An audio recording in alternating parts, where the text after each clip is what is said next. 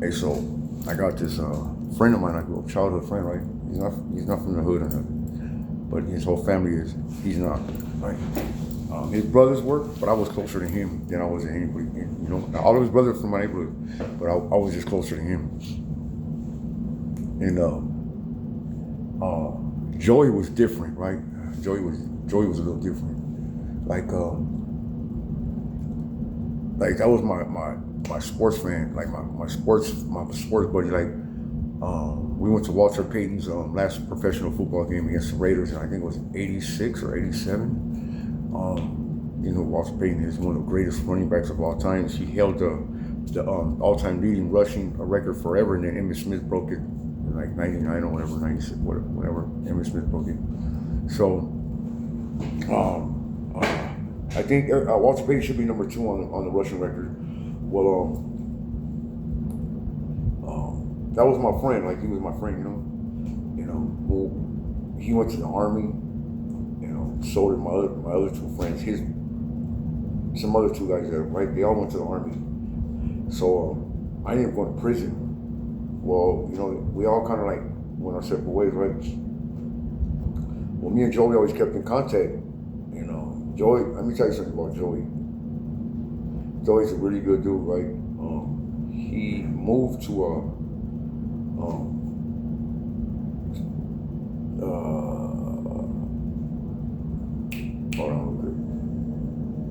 Monterey County, because he's coaching football out there, right? And he was coaching football over here at a powerhouse football program at Mater Dei, and this was a couple years ago, right? He was going to get the job. No, he was going to be the coach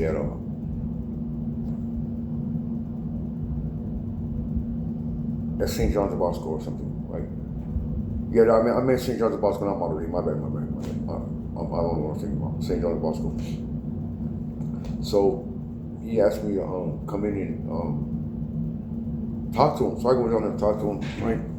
And he was like, look, he's going to be getting the head coaching job the following year.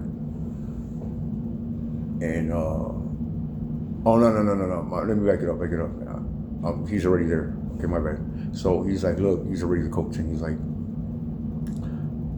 I want to bring you in as a defensive coordinator. He's like, I want you to help out with the linebackers and be my assistant coach. This was like 3 years ago, like 2 years ago. And I was like, he's like, we could pay you $75,000, no, $65,000 a year, full benefits, everything, right? I was looking at him, right?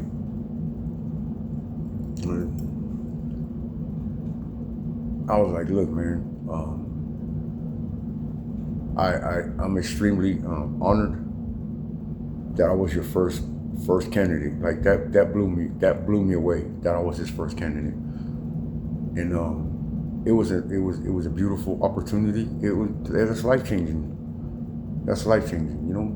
But me, I'm caught up in the hood, right? And I'm still, I was running around with a gun, whatever, so still smoking weed. So I didn't believe that it was the right thing for me to do was be around those kids, because when you coach, you got to be all in. You have to be. Oh, let me get something real quick. You have to be all in. You can't.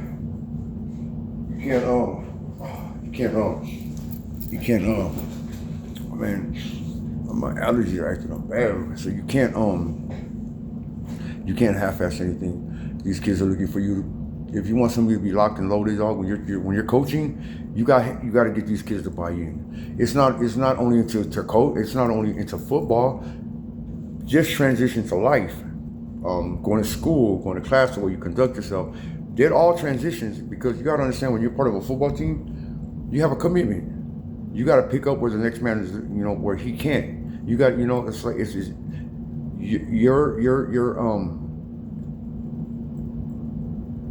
your job has to do with the next man's job on a team. Like everybody has to take part in what they do to make it go, right?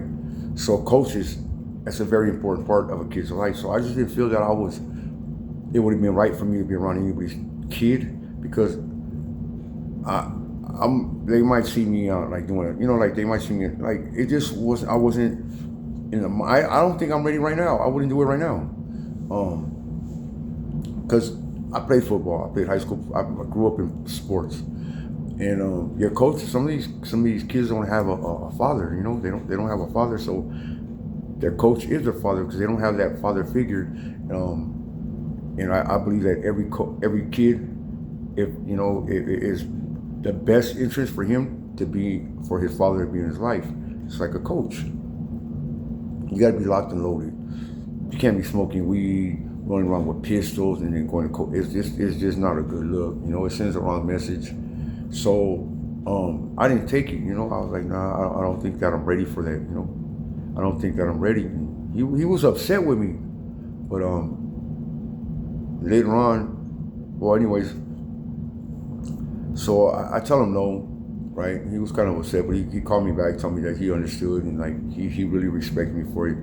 So he asked me to watch some game tape, right? Because they were playing, I think, Lakewood. So I watched the games on both of them. So I sent him a text like, look, they're going to attack you guys on the left side. To me, I think that they're going to run the ball on the left side. I think that's where you guys' weakest part is, on your defense. I was like, I don't really see your linebackers helping out on this, on the run support on that side, and I don't see them dropping back in coverage when it's on 35. Like, they're going to throw the ball. Like, what are you guys doing? Buckle up on these wide receivers. So I sent him the message. I guess he says he doesn't read the message, or he forgot about it. Lakewood beat them, and they ran the ball on the left side. They almost 185 yards, 2 touchdowns on that side. Come on, man. It's crazy, huh? So, yeah, leading by example is big, Sometimes you gotta, you gotta really understand that. Don't put yourself in situations where you're gonna fail. You gotta understand sometimes it's all right to say no. If you just know that you're not, it's okay, Don't set yourself up for failure is what I'm trying to say. And don't bite off too much that you can chew, A lot of people do that. There's no need for it, Other than that, you guys be cool, be safe, enjoy your Saturday. That's it.